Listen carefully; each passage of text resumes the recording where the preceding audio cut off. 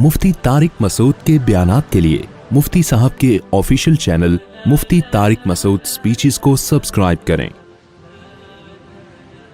हज़रत मौलाना से मोहब्बत हो गई है, अब इस तस्बीह से मोहब्बत हो गई है, दिल नहीं चाहता इसको छोड़ूं मैं। इंसान को जब किसी से मोहब्बत होती है ना, तो मोहब्बत के आदाब और ज़ाब्ते नहीं होते। समझते हो कि नहीं समझते हो? अल्लाह से मोहब्बत पैदा कर लो तो जिन चीज़ों को अल्लाह से मोहब्बत है या अल्लाह को जिनसे मोहब्बत है उनसे ऑटोमेटिकली मोहब्बत हो जाएगी आपको। उसके लिए लॉजिक की ज़रूरत नहीं होगी। ये जो आजकल बहुत सारे स्कॉलर्स सुबह शाम उलमा को बुरा भला कहते हैं ना, तो उसमें दलाइल, वो दलाइल का मसला नहीं है। मसला है कि अल्लाह से ही नहीं है मोहब्बत। जब अल्लाह से होती तो अल्लाह के रसूल से भी होगी, जब रसूल से होगी तो सहाबा से भी होगी, सहाबा से होगी तो ताबईन, तबा ताबईन, अइम्मा मुज्तहिदीन, मुहद्दिसीन, और हर दौर में वो उलमा सोलहा को तलाश करेगा। फिर उलमा से भी होगी, बुजुर्गान दीन से भी होगी। तो बड़ा फॉल्ट ही यही होता है कि अल्लाह से ही नहीं होती। आगे सारे मसाइल फिर आप कह सकते हो बातें तो वो सुबह शाम अल्लाह रसूल की करते हैं, तो बातें करने पर गवर्नमेंट की तरफ से कोई पाबंदी नहीं है। बातें कादियानी ने कम की है, मिर्जा गुलाम अहमद कादियानी ने। तो भाई मिर्जा गुलाम अहमद कादियानी ने नबी सल्लल्लाहु अलैहि वसल्लम की शान में नाती अशार भी कहे हैं। बड़ी ज़बरदस्त शायरी की है उसने, जिसको कादियानी कैच कराते हैं कि देखो इतना मोहब्बत थी उसको। हम कहते हैं इतनी थी तो नबूवत का झूठा दावा क्यों कर दिया? तो बातें करने पर गवर्नमेंट की तरफ से कोई पाबंदी नहीं है। बातें बहुत सारे लोग अच्छी अच्छी कर रहे होते हैं। देखो इस्लाम का एक बाकायदा शोबा है तसव्वुफ। बाकायदा इस्लाम का एक शोबा है जिसे क्या कहा जाता है? तसव्वुफ। लोग कहते हैं तसव्वुफ दिखाओ नबी के दौर में। तसव्वुफ का लफ्ज नहीं हम दिखा सकते, लफ्ज बाद में वज़ा हुआ है, लेकिन जिस चीज को तसव्वुफ कहा जाता है वो चीज हम नबी के दौर में दिखा सकते हैं, बल्कि उसका हुक्म है। आज इल्म में उमुक नहीं है, अल्फाजों के बखेड़ों में लोगों को उलझाया जाता है। तो चलो वो रिपोर्ट पहले पेश कर देता हूं, क्योंकि टॉपिक फिर वो हम नामों में उलझाते हैं लोग, इस्तिलाहात में उलझाते हैं। तो तसव्वुफ जो है ना, तसव्वुफ इसकी असल क्या है? बातिन की इस्लाह। बातिन की इस्लाह। नबी की जिम्मेदारियों में अल्लाह ने ये जिम्मेदारी भी लगाई, युअल्लिमुहुमुल किताबा वल हिकमा व युज़क्कीहिम। ए नबी, आपने कुरान और सुन्नत सिर्फ सिखाना नहीं है, इनका तज़किया करना है, अंदर बाहर से इनको पाक और साफ करना है। अंदर से पाक क्या होता है? क्या मतलब? आप डेटॉल से अंदर से नहाएंगे क्या? अंदर से पाकीज़गी किसको कहते हैं? तेजाब की कुलियां करेंगे, गरारे करेंगे तेजाब से आप? अंदर की पाकी का मतलब आपका दिल बातनी गंदगियों और गिलाजतों से पाक हो जाए। आपके दिल में लालच, दुनिया की मोहब्बत के जो गटर उबल रहे हैं, मरा जा रहा है पैसों के पीछे। पूरी गली है गार्ड की तनख्वाह 8,000। ये दुनिया की मोहब्बत के गटर ही तो हैं। पूरी गली ने गार्ड रखा हुआ है, तनख्वाह बोलो 8,000। और लेकिन सारा दिन महंगाई के खिलाफ तकरीरें सुन लो आप। महंगाई बढ़ रही है, हुकूमत को ख्याल नहीं है, एक्चुअली हुकूमत ही करप्ट है। तो हुकूमत को आपका ख्याल नहीं है, आपको अपने मुलाजिमीन का ख्याल नहीं है, तो दोनों क्या हैं? एक जैसे हैं। तो इसलिए रोने वोने की जरूरत नहीं है, ना पाकिस्तान से भागने की जरूरत है। भागे तो वो गार्ड भागे तो समझ में भी आता है क्या ख्याल है। जिसकी 8,000 तनख्वाह है वो भाग नहीं रहा। आप कह सकते हो उसके पास भागने के वसाइल नहीं है। तो जिनके पास भागने के वसाइल हैं वो वैसे ही यहां बहुत कुछ खा रहे हैं, वरना बाहर का वीजा आसान थोड़ी है। बैंक स्टेटमेंट देखता है भाई, अमेरिका, लंदन, ये क्या देखता है? तू कमाता कितना है। अगर अच्छा कमा रहे हो तो कहेगा फिर कहेगा आ जाओ। और जो अच्छा कमा रहा है उसके लिए मसाइल नहीं है यहाँ पे। मसाइल उसके लिए जो बेचारे गरीब हैं, जिनके पास भागने के पैसे ही नहीं है, और उन्हीं को मोटिवेट किया जा रहा है भागो भागो भागो। तो सिवाय मुल्क की नफरत पैदा करने के اور کوئی رزلٹ نہیں نکل رہا. تو خیر تصوف بھی ایک شعبہ ہے. قرآن نے حکم دیا کہ اے نبی یزکیہم، ان کا تزکیہ کریں، اندر سے ان کو کیا کرنا ہے، آپ نے پاک صاف کرنا ہے. تو یہ اندر کی پاکی، اس کا باقاعدہ علماء نے بعد میں نام دیا. یہ نام بعد میں پڑا ہے. اس کو کیا نام دیا جانے لگا؟ تصوف.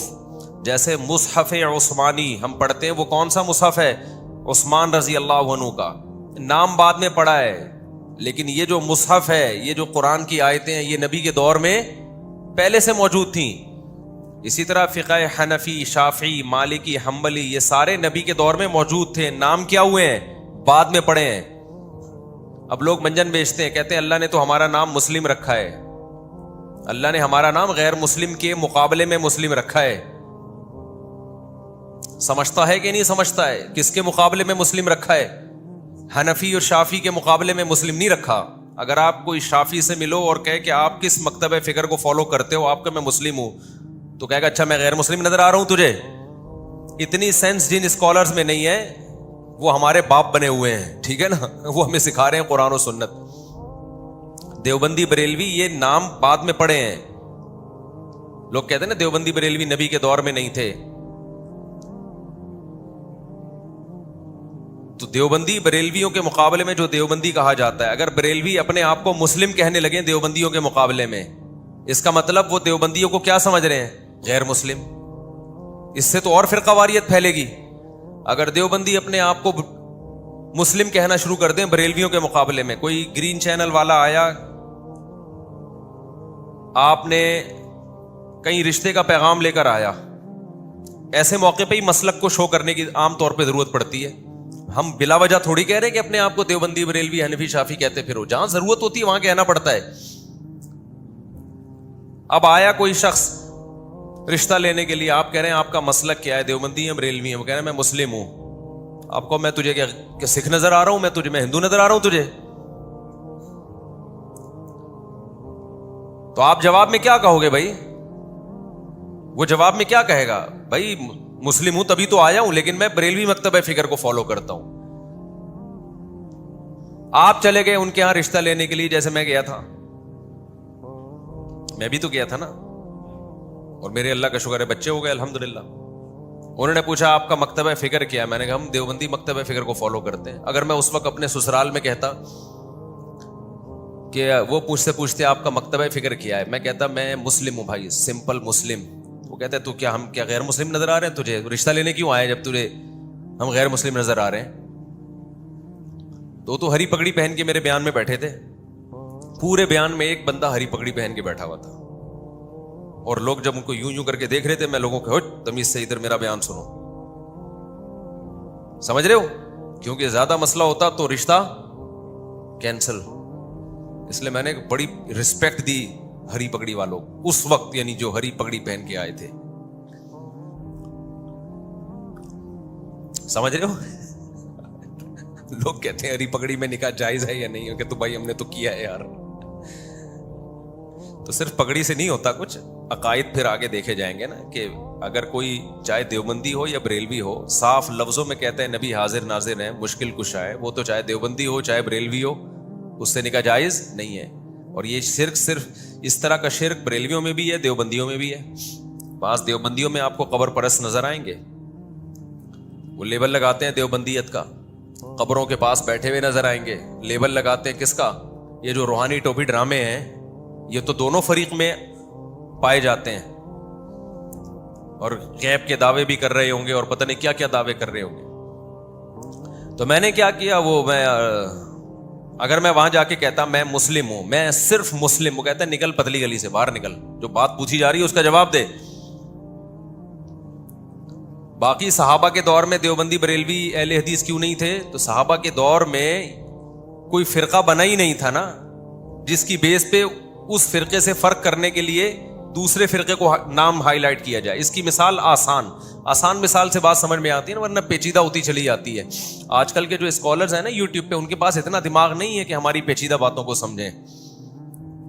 ان کے پاس اتنی کھوپڑی نہیں ہے، وہ کھوپڑی لیس ہو کے بیٹھتے ہیں. تو ضلوا و اضلوا، حدیث میں آتا ہے جب علماء اٹھ جائیں گے نا, ختم ہونے شروع ہوں گے, تو آہستہ آہستہ اسی طرح ہی ہوگا کہ وہ لوگ جو عالم نہیں ہیں, اور کمال یہ کہ نہ صرف عالم نہیں ہے بلکہ خود کو عالم نہ کہنے میں فخر بھی محسوس کرتے ہیں. یعنی ایک آدمی علاج کر رہا ہے ڈاکٹر بن کے, لوگ اس سے پوچھتے ہیں کیوں, تو کیا ڈاکٹر ہے جو علاج کر رہا ہے؟ تو وہ کہتے ہیں نہیں میں ڈاکٹر نہیں, اس پہ مجھے فخر ہے. کمال ہو گیا یار, آپ ایک علاج بھی کر رہے ہو, جھوٹا ہی دعویٰ کر لو کہ میں ڈاکٹر ہوں. جھوٹا دعویٰ کیوں نہیں کرتا کہ لوگ پوچھیں گے کہاں سے پڑھا, کن کن ٹیچروں سے علم حاصل کیا, تو اس لیے وہ ڈاکٹر کہہ دیتا ہے کہ میں کیا ہوں, ڈاکٹر نہیں. تو آج کے بہت سارے اسکالرز ہیں, سارا دن علماء کو برا بھلا کہتے رہیں گے, اور ان سے پوچھا جائے گا آپ کے پاس علم کہاں سے آیا, میں نے پڑھا ہے. آپ عالم نہیں ہے پراپر, نہیں میں عالم نہیں ہوں, اور فخر ہے اس پہ. تو اب مجھے ایک بات بتاؤ کہ یہ جو تصوف کا لفظ ہے نا, یہ بھی نبی کے دور میں لفظ نہیں تھا, لیکن تصوف میں جو کام ہوتے ہیں وہ سارے نبی کے دور میں ہوتے تھے. تو حضرات فقہاء نے, بزرگان دین نے دیکھا کہ اسلام دو چیزوں کا نام ہے, ظاہر کی اصلاح اور باطن کی. انہوں نے دیکھا کچھ لوگوں کا ظاہر تو ٹھیک ہو جاتا ہے, اندر ان کا ٹھیک نہیں ہوتا. ظاہر میں بڑے تہجد گزار ہوں گے جی, ظاہر میں دیکھا جائے تو بڑے ماشاءاللہ ایسا چہرے پہ نور کی کرنیں نکل رہی ہوں گی, آپ باقاعدہ ان سے نور ادھار لوگے, آپ اتنا نور ہوگا ان کے چہروں پہ. آپ دیکھیں گے کہ جی ماشاءاللہ ماشاءاللہ جی وہ ایسے زبردست ہر وقت روتے رہتے ہیں اللہ کی یاد میں, لیکن اندر ان کے دنیا کی محبت کے گٹر ابل رہے ہیں. میرے پاس ایسے لوگ آتے ہیں, اتنی بڑی داڑھی, چہرے پہ رونق, سر پہ ٹوپی, بعض دفعہ تو پگڑی ہوتی ہے, اور ایسی شلوار آدھی پنڈلیوں تک, فیکٹری کا مالک ہے, آ کے بیٹھا ہے اور کہہ رہے مفتی صاحب ٹینشن میں ہوں. ابے کس بات کی ٹینشن ہے؟ کہہ رہے مجھے ہر وقت ڈر لگا رہتا ہے میری دولت مجھ سے چھن نہ جائے. میں نے کہا میرے بھائی آپ کے دل میں دنیا کی محبت کے گٹر ابل رہے ہیں. آپ نے پیسہ جیب میں رکھنے کے بجائے کہاں رکھ لیا؟ دل میں رکھ لیا. میں نے کہا اس کو دل سے نکالو. کہہ رہے کیسے نکالوں؟ میں نے کہا بولو چھن جائے تو چھن جائے, بھاڑ میں جائے تو کیا ہو جائے گا, چھن جائے گی تو. کہہ رہے چھن جائے گی تو کیا ہو جائے گا, سب کچھ چھن جائے گا تو کیا ہو جائے گا. میں نے کہا کیا ہو جائے گا؟ کچھ بھی نہیں ہوگا. کہہ رہا بھائی بہت کچھ ہو جائے گا. میں نے کہا ٹماٹر بیچنا ہے یار. کہہ رہے میرے بیوی بچے. میں نے کہا بیوی بچوں کو کہنا اسی ٹماٹر کی آمدن میں گزارا کرنے کرو, نہیں تو پتلی گلی سے نکلو. بعد میں بھی تو انہوں نے قبر میں اتارنا ہے کہ نہیں اتارنا؟ کیا خیال ہے بھائی؟ ابے کیا بیوی بچے تمہارے ساتھ قبر میں جاتے ہیں؟ تو میں نے کہا ویسے بھی انہوں نے قبر میں پھینک پھانک کے آ جانا ہے تھوڑے دنوں میں, اس کے بعد کتنے دن یاد کریں گے بتاؤ؟ آج کل کی جو لبرل اولاد ہے وہ 4-5 دن بھی تکلف سے یاد کرتی ہے, وہ کہ ابا چونکہ مرے ہوئے ابھی تازہ تازہ ٹائم گزرا ہے تو 2-3 دن تو یاد رکھو نا, ٹی وی شیوی نہ چلاؤ. وہ بھی ان کا دل چاہ رہا ہوتا ہے نئی فلم آئی ہے دیکھ لو, نیا ڈرامہ آیا ہے دیکھ لو, لیکن چونکہ لوگ کیا کہیں گے اس لیے وہ نہیں دیکھ رہے ہوتے. اس اولاد کی خاطر یار آپ اتنا اپنے آپ کو دنیا کی محبت. میں نے کہا انجوائے کرو, انجوائے. اول تو چھننے کا کوئی خطرہ نہیں ہے, لیکن دنیا کی محبت کے گٹر ایسے ابل رہے ہیں کہ جس چیز کا خطرہ نہیں ہے نا اس کا بھی خطرہ دل میں پیدا ہو گیا کہ یہ نہ ہو جائے, وہ نہ ہو جائے, یہ نہ ہو جائے.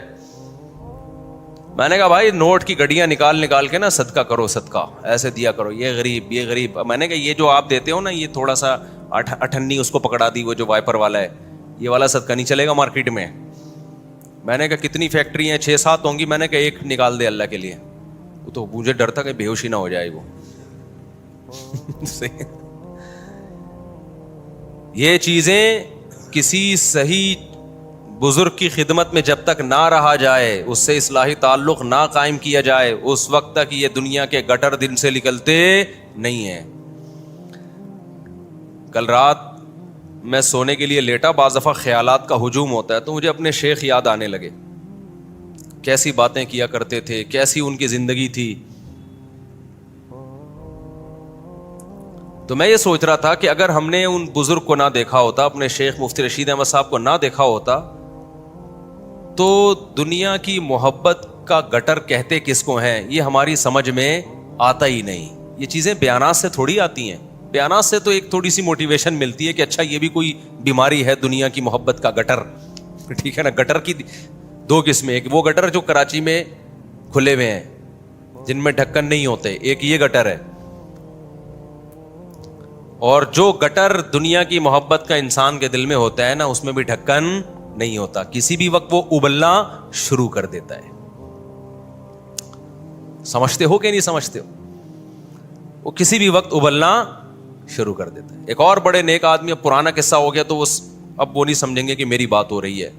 بعض دفعہ میں قصہ اتنے عرصے کے بعد سناتا ہوں, وہ تو بہت پرانا جاتا ہے, لیکن نیا نیا قصہ سنانے میں حرج یہ ہوتا ہے کہ وہ سمجھ جاتے ہیں میری بات ہو رہی ہے.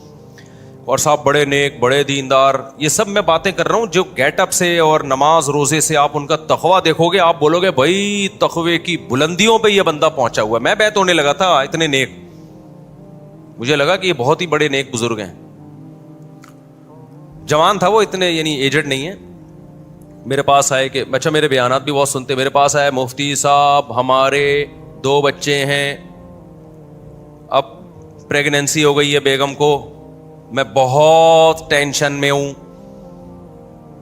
میں نے کہا ٹینشن کیا؟ یہب لمن یشاء اناثا, اللہ کہتے ہیں میں جس کو چاہوں بیٹیاں گفٹ دیتا ہوں اور جس کو چاہوں بیٹے گفٹ. تو گفٹ پہ کس کو ٹینشن ہوتی ہے؟ اچھا میرا خیال تھا وہ یہ بات کریں گے بیگم کی صحت خراب ہے, ڈاکٹر نے سختی سے منع کیا, اتنی صحت خراب ہے اب مرنے کا خطرہ ہے یا اور کوئی اور بیماری کا خطرہ ہے, یہ بات کریں گے. یا یہ کہیں گے کہ جی وہ سنبھالنے والا گھر میں کوئی نہیں ہے, 1 سال کے وقفے سے 2 آ گئے تو فوراً تیسرا آئے گا, تو بیگم ذرا لگژری لائف اسٹائل کی عادی ہے, ٹھیک ہے نا, وہ بہت ہی یعنی کمزور طبیعت کی ہے, اس سے بچے نہیں سنبھلتے, تو گھر میں لڑائی ہوگی, بچے نہیں سنبھلیں گے. میں نے کہا یا تو یہ کہیں گے تو میں کہوں گا نہیں اللہ سے ہم دعا کرتے ہیں انشاءاللہ وغیرہ وغیرہ, اور سمجھائیں گے. یا صحت کا ایشو ہے تو بھائی ڈاکٹر سے رابطہ کرو. جب اس نے یہ کہا نا مصعب میری آمدن پہلے ہی اتنی ہے, میں کیسے پالوں گا, جب یہ الفاظ کہے ہیں نا تو میری کھوپڑی گھوم گئی. بہت بہت افسوس ہوا, بہت افسوس. یہ بات وہ نہیں کر رہا جس کے گھر میں کھانے کو روٹی نہیں ہے, یہ بات وہ کر رہا ہے جس کا ذاتی گھر ہے کروڑوں روپے کا. یہ بات وہ کر رہا ہے جس کی ذاتی گاڑی ہے, 0 میٹر کار خریدی اس نے اپنے لیے. میں نے کہا حضرت صحیح فرمایا کرتے تھے گیٹ اپ پہ مت جاؤ, اس سے تو وہ اچھا ہے یار.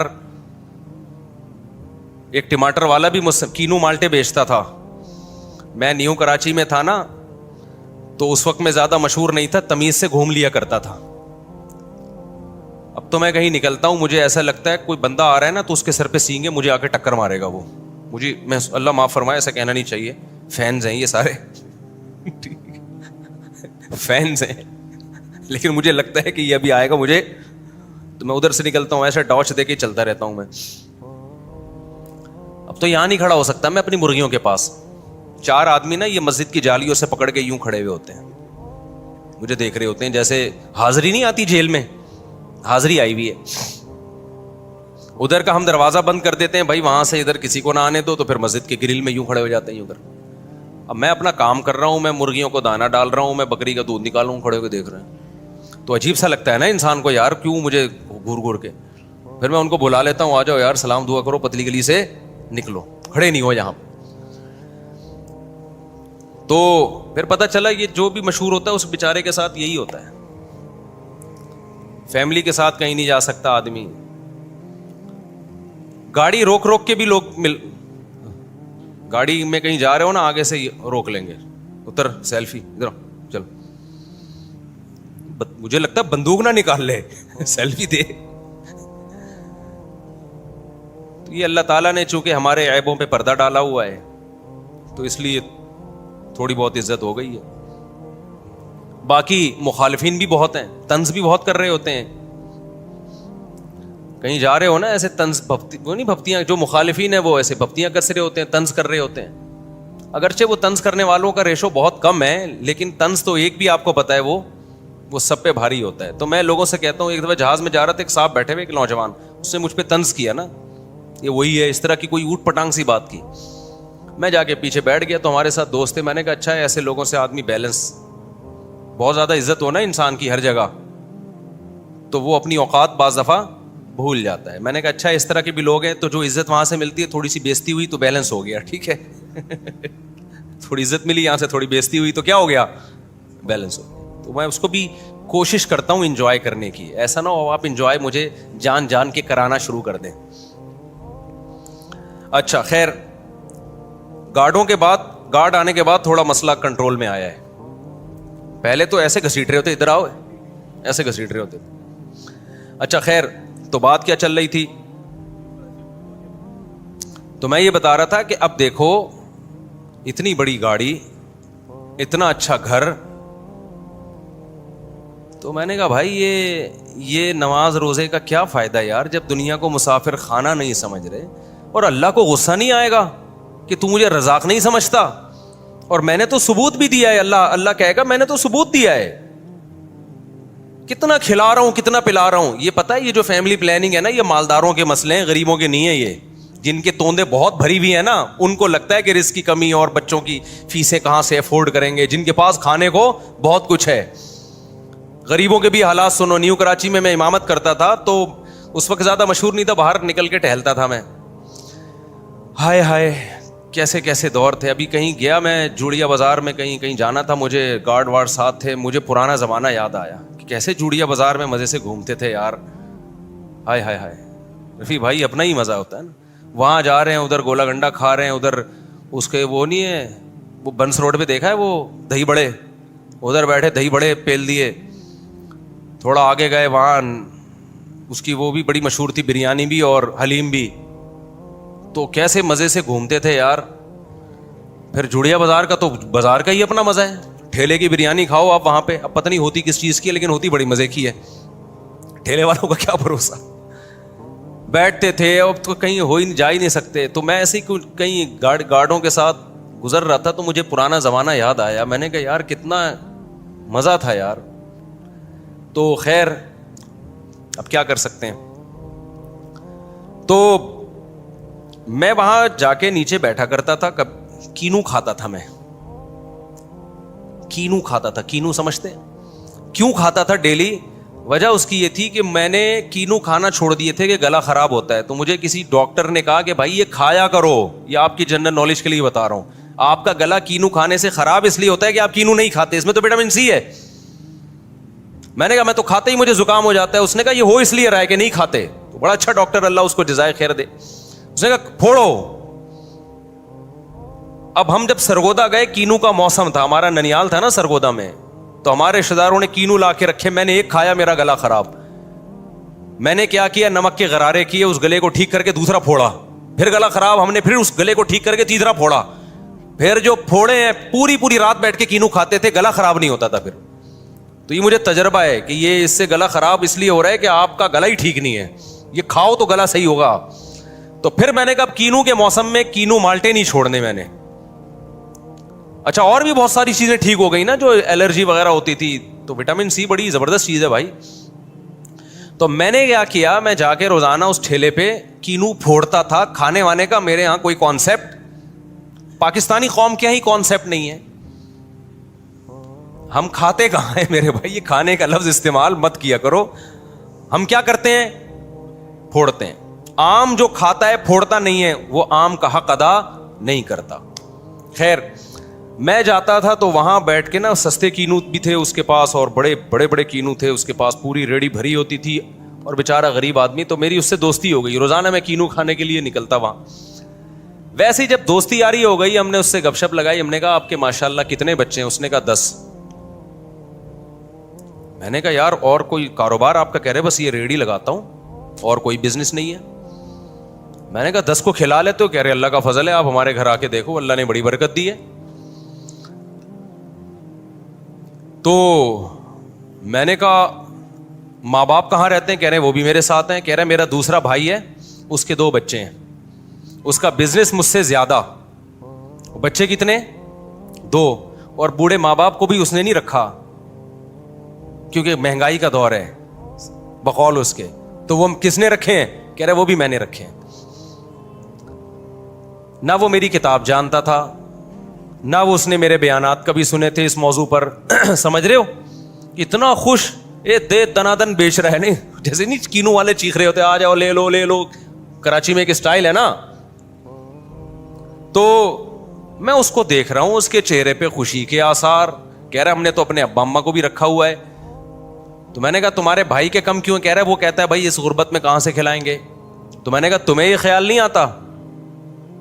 کہہ رہے بھائی جس اللہ نے ہمیں کھلا پلا کے بڑا کیا ہے, یہ اولاد تو اللہ کی مخلوق پہلے ہے, ہماری اولاد بعد میں ہے.